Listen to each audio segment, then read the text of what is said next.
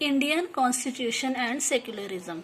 अब हम देखेंगे इसमें कि भारतीय जो सेक्युलरिज्म है इसको सेक्युलर होने में इंडियन कॉन्स्टिट्यूशन कैसे हेल्पफुल है।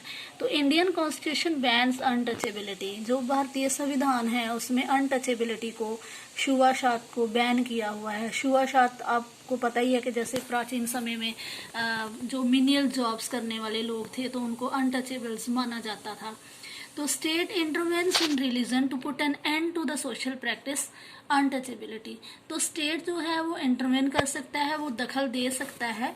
अनटचेबिलिटी बेशक एक धर्म में था, ऐसा इसकी प्रैक्टिस थी, लेकिन अकॉर्डिंग टू द कॉन्स्टिट्यूशन जो सरकार है, जो संविधान निर्माता है, उन्होंने इस चीज़ को मना किया। उन्होंने अनटचेबिलिटी को, छुआछूत को उन्होंने हटाया। इस प्रैक्टिस को इंडियन कॉन्स्टिट्यूशन में कहा गया कि ये प्रैक्टिस नहीं हो पाएगी क्योंकि ये वायलेट करता है fundamental rights of lower caste. जो लोअर कास्ट पीपल हैं उनको भी अधिकार मिले हुए हैं। जब फंडामेंटल राइट्स की हम बात करते हैं तो वो सभी के लिए इक्वल हैं।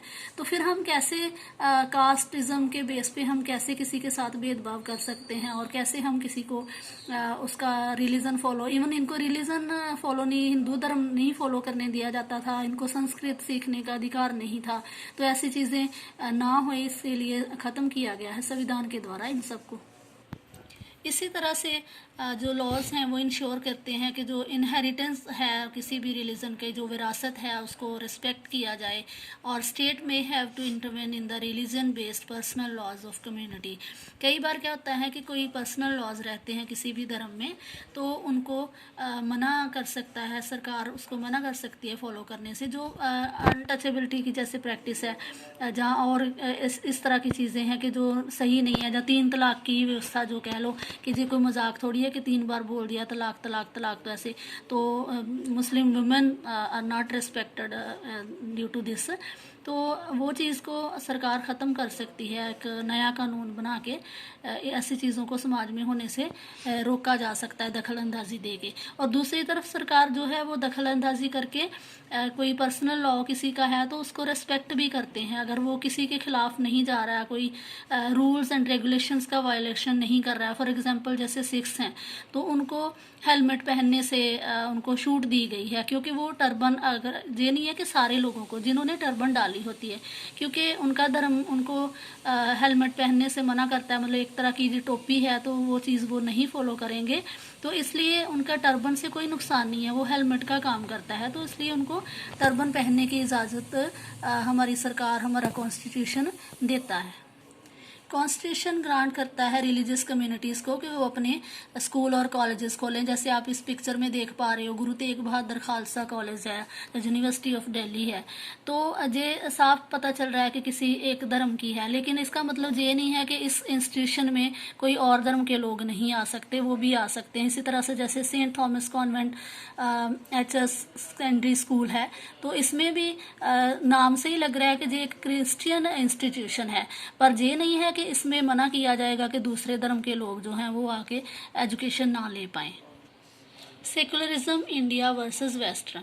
तो इसमें हम देखें तो अमेरिकन सेकुलरिज्म की हम बात करें तो वहाँ पे स्ट्रिक्ट सेपरेशन की गई हुई है रिलीजन और स्टेट की। तो इंडियन सेकुलरिज्म में हम देखें तो स्टेट जो है गुड कॉज के लिए, अच्छी चीज़ के लिए वो दखल अंदाजी कर सकता है रिलीजन में। तो हर any interference by the state has to be based on the ideals laid down in the constitution. लेकिन स्टेट जब दखल अंदाजी करेगा तो वो उन आदर्शों को सामने रख के ही करेगा जो कॉन्स्टिट्यूशन में दिए गए हैं, जो संविधान में दिए गए हैं, कि इससे किसी के बेसिक जो राइट्स हैं उनका उल्लंघन ना हो। Protection of minorities in India.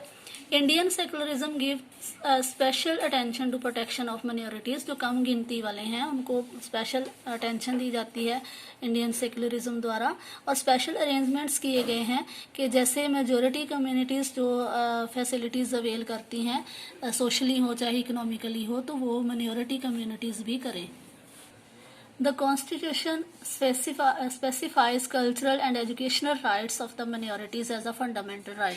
जो हमें मुढले अधिकार मिले हैं उसमें हमें कल्चरल एंड एजुकेशनल राइट्स मिले हैं, तो ये इसीलिए मिले हैं कि हर कोई धर्म जो है अपने धर्म के अकॉर्डिंग वो कल्चर को फॉलो करे, अपनी रिलीजियस जो भी उसकी धारणाएं हैं उसको माने, और जो भी इंस्टीट्यूशन वगैरह वो खोलना चाहते हैं तो वो खोल लें.